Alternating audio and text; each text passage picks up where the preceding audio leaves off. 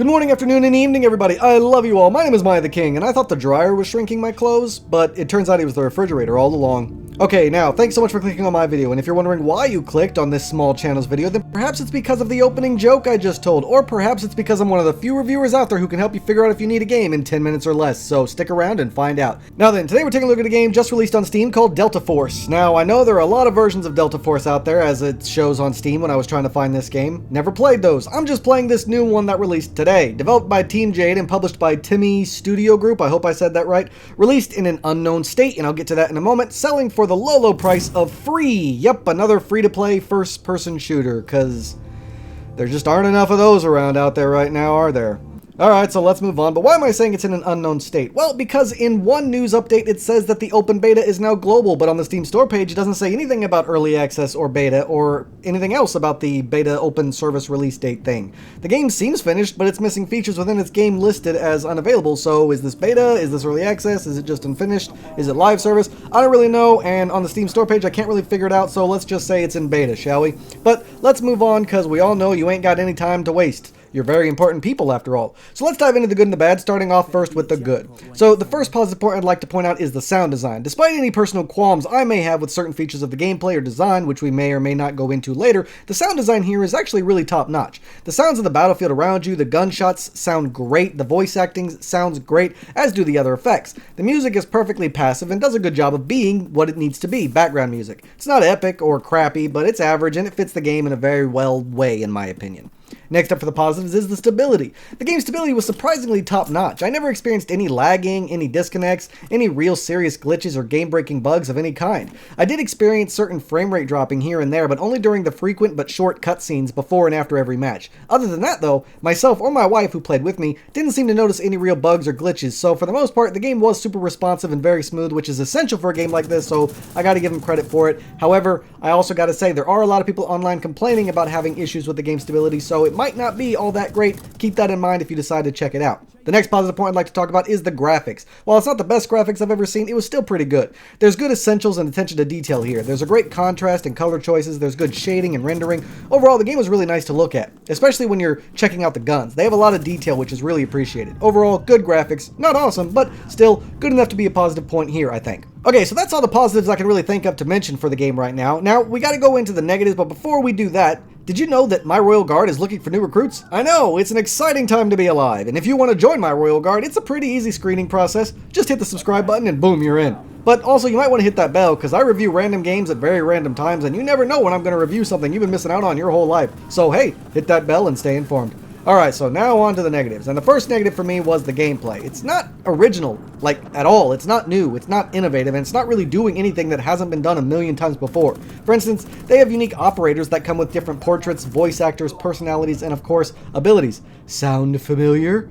It also has capture the points from defender players, where the attackers have unlimited lives and the attackers have limited lives, and each side can use vehicles to fight each other along with artillery strikes or special emplacements and more. Again, sound familiar? And here's the catch, they call it attack and defend because, you know, couldn't think of anything better. It's attack and defend. Yeah, who cares? We don't need a special name for it. It's just attack and defend. Like, it's the laziest name for a game mode I've ever had.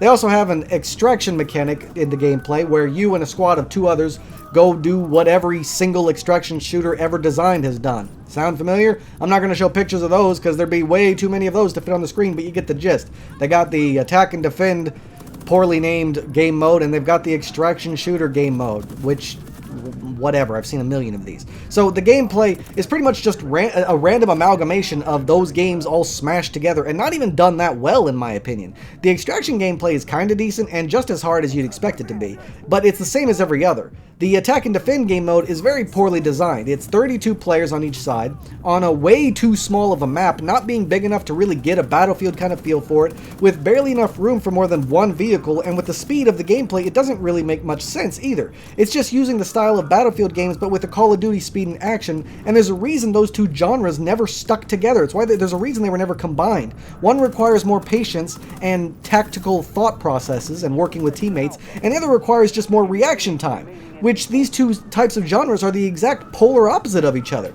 But I guess these developers thought that it would be a good idea to do it here. In my opinion, it's just not done very well. They need to either slow down the combat, put restrictions on how far one side is allowed to advance to try to create battle lines, and they need to decrease the overall speed of players' actions so it's not just a random clusterfuck of chaos. If they want it to simulate larger battles, then they just gotta make it slower and they gotta make the maps larger to force people to actually play it that way. As it is now, it's just a Call of Duty mixed with Apex Legends, or mixed with Battlefield, and not in a good way. I don't know, maybe it's just me, but for myself and my wife, while we were playing it, the entire game just felt really chaotic, a little too hectic, as well as incredibly disorganized, and just no teamwork, despite the game frequently telling people that they need to use teamwork to win. But then they don't even create an environment where working together even works. To me, it just didn't flow right, and I've played a shit ton of these games as a veteran of FPS PvP games, and I can tell you that the flow wasn't there.